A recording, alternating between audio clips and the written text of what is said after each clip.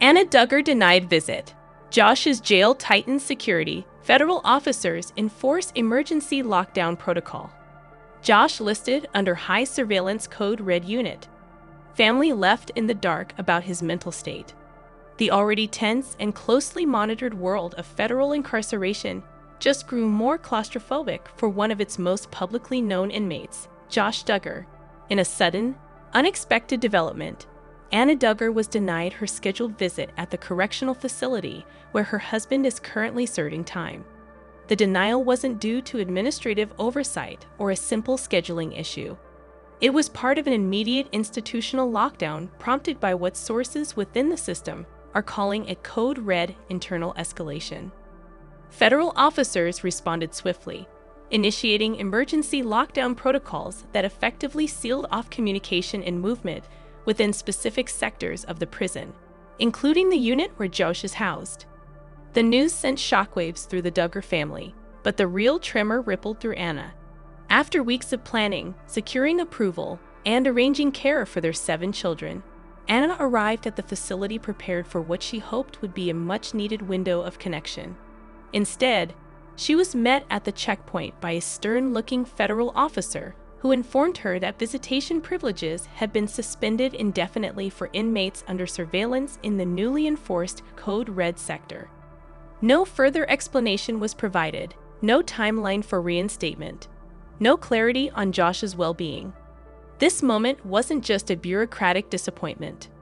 For Anna, it was an emotional blow layered atop an already crushing reality.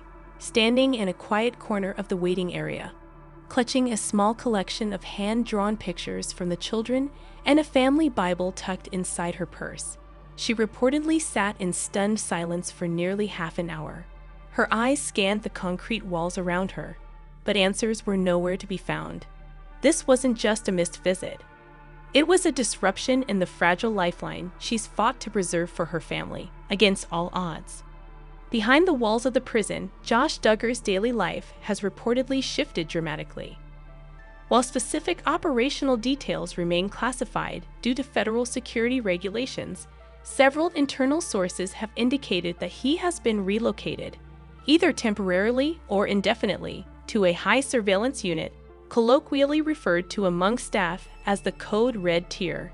This segment of the prison houses inmates who are either under investigation for in-facility conduct, receiving enhanced psychological evaluation, or are considered at risk of manipulation or influence, especially in high-profile cases. For Josh, this means increased monitoring of his every movement. His cell is now reportedly equipped with advanced surveillance equipment, including 24/7 camera coverage, motion-detecting lighting, and enhanced audio recording.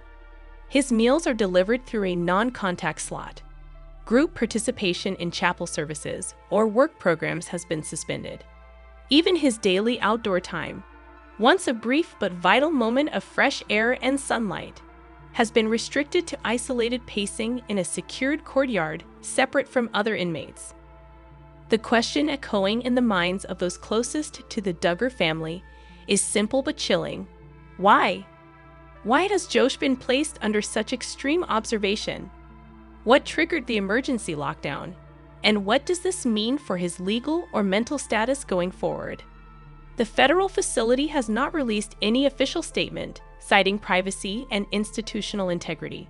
However, speculations range from concerns over contraband intelligence to reports of unauthorized communication, to psychological assessments showing signs of distress or instability.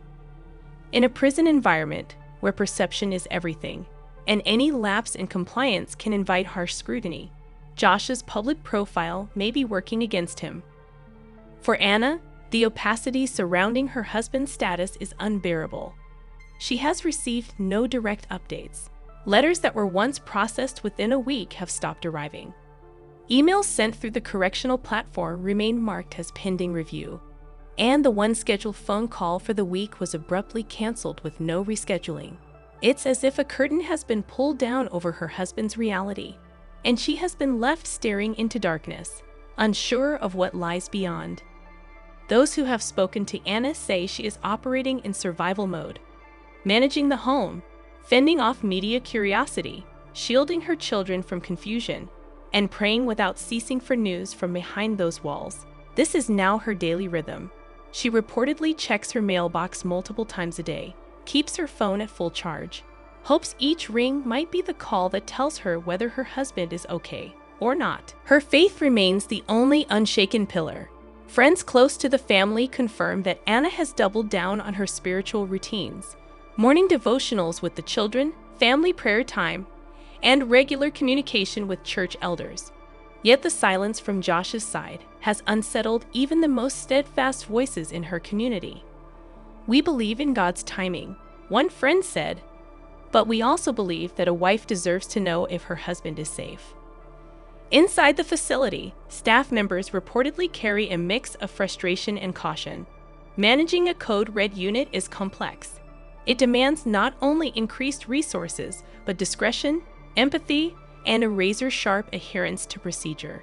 High-profile inmates create challenges. They attract attention, raise liability risks, and often become symbols of broader political or legal debates. Josh Duggar is no exception. His presence in the system is both a case study in justice and a minefield of public sentiment. Mental health experts, though not speaking directly about Josh, warn that extreme surveillance can cause significant psychological deterioration in inmates. Feelings of paranoia, disorientation, depression, and emotional shutdown are common. For someone with a deeply religious identity and a complex family dynamic, isolation from spiritual fellowship and family connection can have profound effects. Anna's supporters are calling for more transparency. Several community leaders have urged the facility to issue at least a general statement regarding the well-being of high-surveillance inmates and to provide families with clearer channels of communication. But thus far, federal officials have remained tight-lipped. This situation raises pressing questions, not just about Josh and Anna, but about how the system treats families caught in the orbit of incarceration. At what point do security measures become cruelty? How do we balance institutional integrity with human empathy? And for families like the Duggars, who never asked to become headlines, how long must they wait in the silence? The emotional weight of this reality cannot be overstated. Anna Duggar, once a woman living a relatively quiet life within her faith community, now sits at the epicenter of a deeply complex, painfully personal, and unrelentingly public storm. She walks a line between loyalty and loss, hope and heartbreak, visibility and voicelessness. As days pass with no news, no contact, and no end in sight to the surveillance order, Anna clings to her faith and her memories, a voice message saved from last year. A letter written in pencil and read so many times it's starting to fade. A picture colored by a toddler who only knows that daddy is somewhere far away. These are the fragments of connection she holds close. These are her quiet victories in a battle that offers no glory.